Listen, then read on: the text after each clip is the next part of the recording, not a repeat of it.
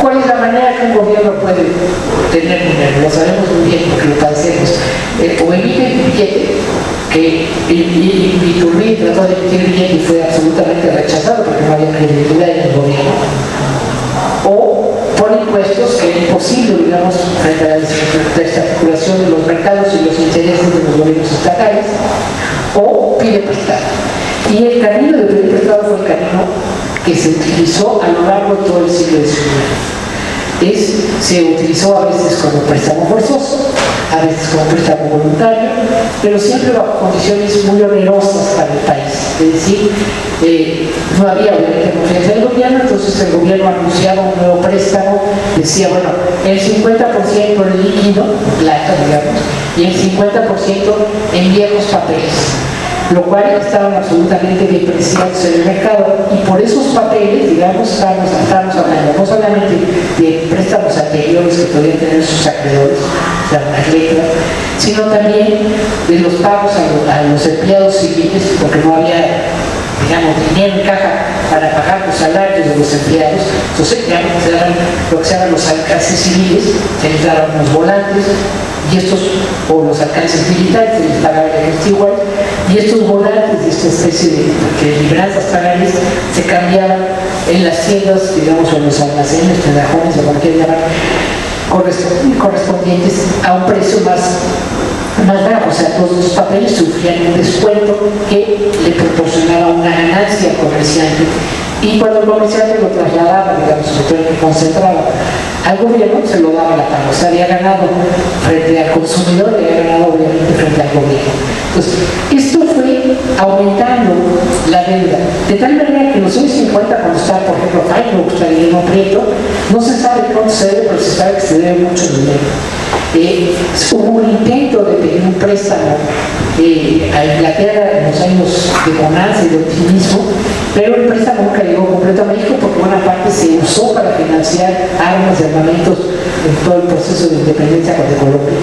Y hubo obviamente manejos, digamos, no claros, por decirlo de alguna manera, en este préstamo de inglés, que no obstante que no llegó completo, se cobró siempre, y eso era una cantidad enorme lo que estaba debiendo, sobre todo de dividendos y de rentas.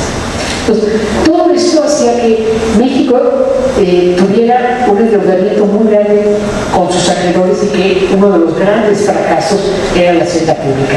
Hay aproximadamente unos 80 secretarios de Hacienda en el periodo que va de 1840 a 1860. Es decir, el periodo de estabilidad hacendaria prácticamente va a iniciar hasta los años de 1870. Entraron hay ministros que pueden durar 3 o 4 días, con la promesa de conseguir recursos frescos, convenir con los acreedores, etcétera, etcétera, pero finalmente esto duraba muy poco. Entonces, una de las razones fundamentales, o una de los signos fundamentales de este atraso económico, va a ser justo la bancarrota del gobierno nacional, la imposibilidad de poder establecer unas finanzas públicas, o por lo menos mantener a un secretario de Hacienda durante un cierto periodo, digamos, porque estaba permanentemente quieto. Y esto va a ser una batalla de largo plazo. Va a ser una batalla de largo plazo que empieza en el 57, igualmente como dicen muchas cosas, con la idea de que hay que distinguir entre los préstamos legales de los préstamos no legales, los préstamos legítimos de los préstamos no legítimos. ¿Por qué? Porque Santana ha reconocido muchos préstamos, o ha otorgado reconocimiento a acreedores para que le otorguen más recursos, pero los gobiernos liberales van a considerar que estos son préstamos no legítimos porque están apoyando a un gobierno contrario. Por ejemplo, en el caso de Miramón, etcétera, también son préstamos no legítimos. Hay también los préstamos legales, los que se hicieron, por ejemplo, de acuerdo a la facultad que el Congreso tenía que conceder al Poder Ejecutivo, porque en materia de crédito era el Congreso el que tenía que otorgar esto. Entonces, si no tiene todo, digamos, si no se cumple con todas estas disposiciones, no se reconocen los créditos. Esto se establece, es una larga discusión que se establece en el 57, no se logra nada, dura un poco esto, ¿no? Y finalmente es hasta los años de 1800, o sea, acuérdense que en 61 Juárez no hay dinero, que acaba la guerra de reforma, no hay recursos, etcétera, suspende, no es la primera vez que suspende, es la quinta vez que suspende, pero se aprovecha por las convenciones diplomáticas que préstamos internos a los residentes, para los comerciantes extranjeros, que se reconocen como una deuda internacional. Entonces, esto justifica la intervención tripartita y después el imperio de Maximiliano, y es hasta los años de 1870 donde Matías Romero con Urquidi, que era el oficial mayor de Hacienda, hacen una labor realmente titánica, que es la limpieza del crédito público. Hay unos libros maravillosos del Archivo General que se llama La Deuda Nacional, que van limpiando, digamos, por decirlo de alguna manera, clasificando los créditos. También, obviamente, espera de historiadores que estudien esto, y que ustedes lo pueden ver, algunas, digamos, van siguiendo desde grandes préstamos al comercio hasta, digamos, toda la cuestión de las reclamaciones por daños que se sufrieron en algún levantamiento, y que luego alguien podría llegar y reclamar que perdió sus animales, que perdió su cosecha, y entonces había, digamos, el jefe de la zona le había firmado, y que bueno, ahora Urquidi con Matías Romero, pues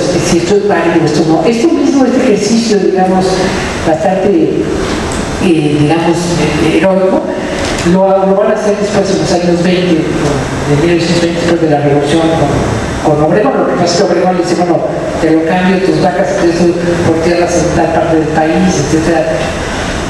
Tiene mucho más facultades ahí, digamos, tiene un poder constituido mucho más firme que lo que podía haber en los años de 1870.